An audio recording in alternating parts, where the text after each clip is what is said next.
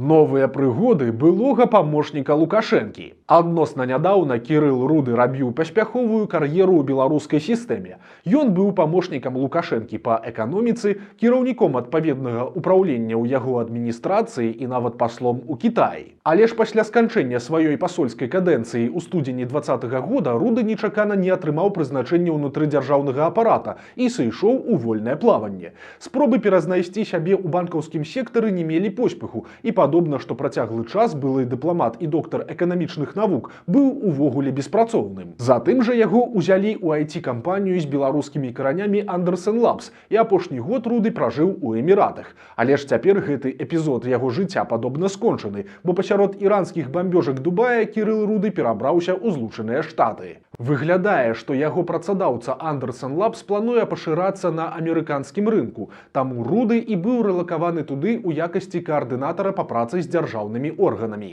Дарэчы, для былога чыноўніка гэта ўжо не першы прыезд у Злучаныя Штаты. Раней Руды вучыўся на эканамічным факультэце ва ўніверсітэце Індыяны па праграме Фулбрайт.